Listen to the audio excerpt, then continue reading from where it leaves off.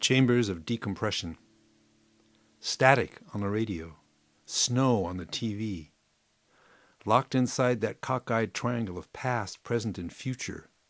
The clock only knows one direction, and that's a circle. No wonder time never travels in a straight line. What you know isn't much, but maybe enough. A limited knowledge of the 10,000 things.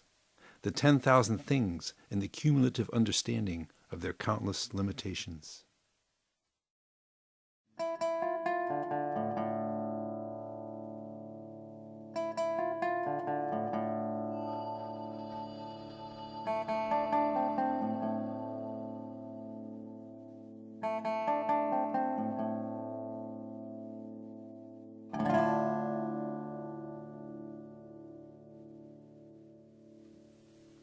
Ode to the Obvious.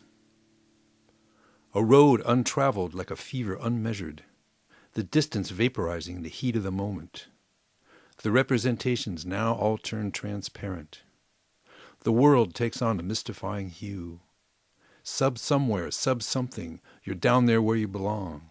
The last pacifier consumed, the smoke from the ruins coiling up into the darkening firmament, or a skein-like wedge of silent birds, gracefully crosses all the space there will ever be, and all the time there ever was. The heart has a rhythm, and it's not just a beat. You're locked in that body, and they've thrown away the key.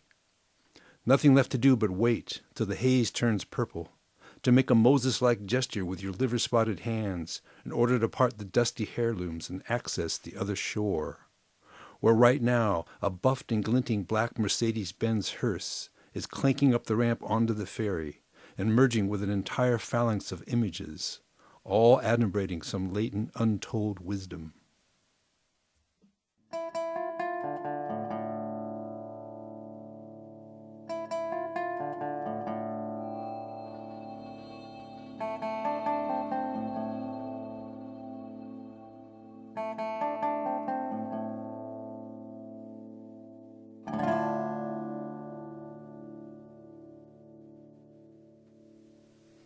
Parametrical poem.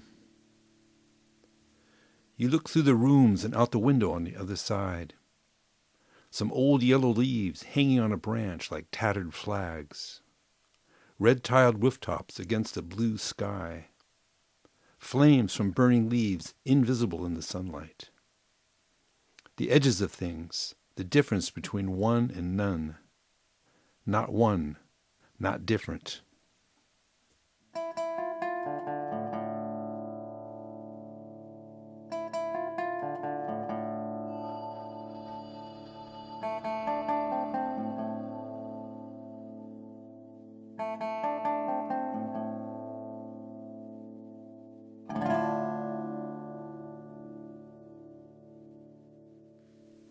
Disrupting Dystopia.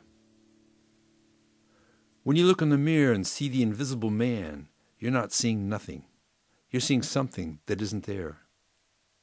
Outside, that ribald freak show known as Today waits impatiently, impulsively, implausibly, while a rarefied chunk of reality blows your bravado right out of the ballpark. In terms of atonement, the offerings are quite meager. A hill where a mountain could be. A canal where a river could be. Digitization where analog would have sufficed. A mind where an imagination once might have dwelled. The objects are enduring, and consciousness is streaming. Then the quotidian redundancies make a spectacular comeback and merge incoherently with the ambivalent contingencies. And then the gray-green morning under storm-torn trees, the accused and the exonerated are drinking the same strong coffee from different steaming cups. Do you ever even notice when you become an immortal?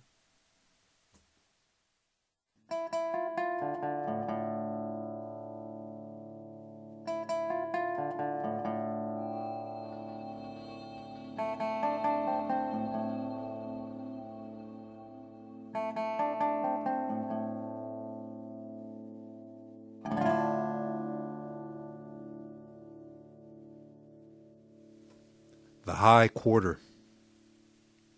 The growl of a chainsaw in the thicket as I walk up the road past the pond and the Christmas tree farm. Still snow on the ground.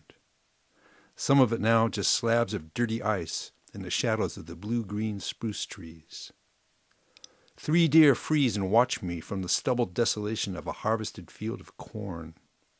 I stare back, unable not to think about it. Thinking is a pathology. Poetry, too. Pure consciousness is something different, perhaps even benign. The deer reanimated move off, disappearing into the trees. I think my way into the next scenario and continue on up the road.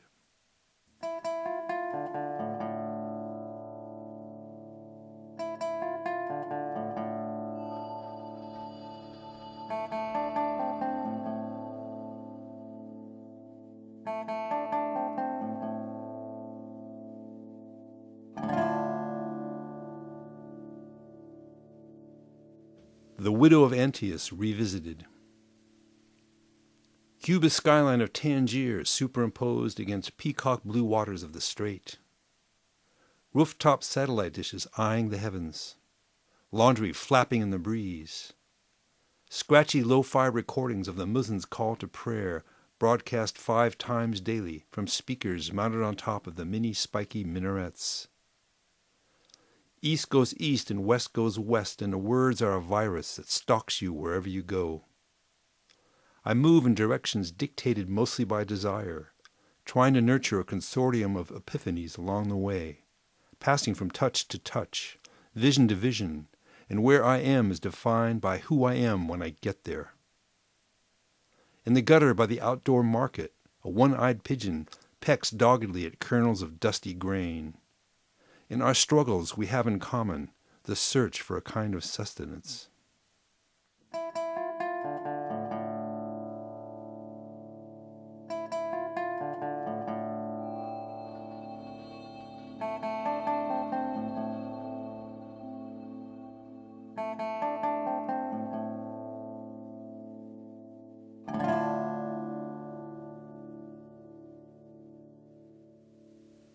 Itinerant's Logbook.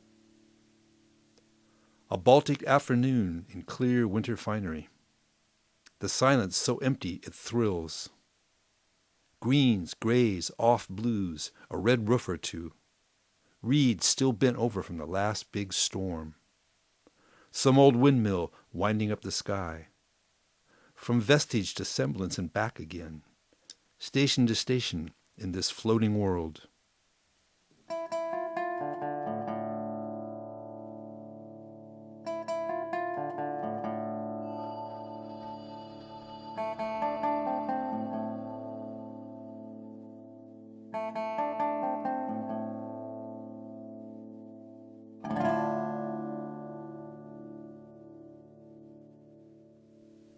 Stridulation. On the evening news, the alpha despot assholes are rattling their sabers. But with the sound down and the windows open onto the dusky garden, all I hear are the crickets rubbing their wings in insectoid harmony.